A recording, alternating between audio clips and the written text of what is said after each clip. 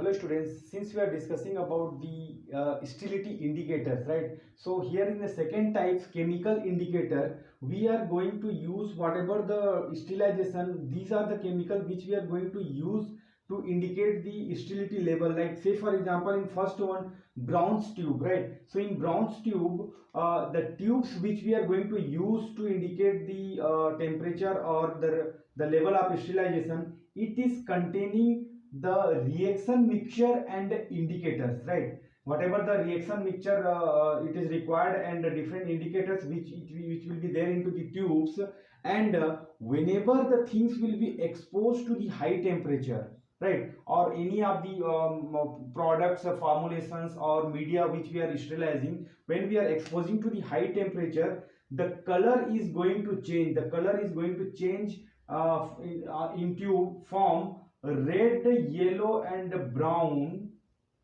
to green in color, right? Finally green in color. That green color, it is indicating that the but certain temperature it has been reached, and we will come to know that what is the level of sterilization into the that particular method.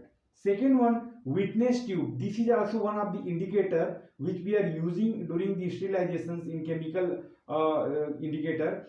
It contains substance of known melting point, right? Whatever the melting point substance which we know or which determined, say for example sulfur is having 115 centigrade melting point, and the benzoic acid melting point is 121 degree centigrade. So these things we are going to use, and melting of these substance indicate specific temperature achieved, right? If it will be reached to 115 degree centigrade, sulfur is start melting, and it will reach to 121 benzoic acid, if you are subjected, that is going to start melting, and it will be indicating that this level of the temperature we have reached, and it is going to indicate you.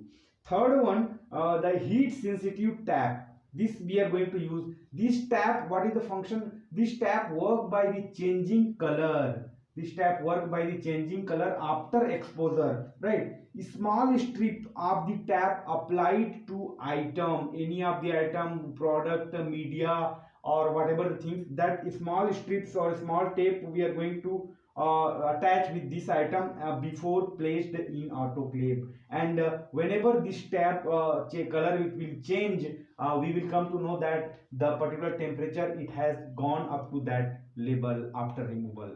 The fourth one, that is the raw socket. Here it contains, the socket is contained by the magnesium chloride and bromophenol blue indicator, right? So what will happen? Color of mixture change from yellow to purple. This color of the mixture it will be before yellow, and at last it is going to change in purple. That is going to indicate you that it has reached a certain level, right? The fifth one and last one under chemical indicator, chemical dosimeter we are going to use. This dosimeter contains the radio sensitive materials, right, in plastic containers, right? In plastic container, this radio sensitive material we are going to impregnate, and that is going to change the color from yellow to red color, right? So this yellow to red color, it is again showing you that what is the level of sterilization it has achieved,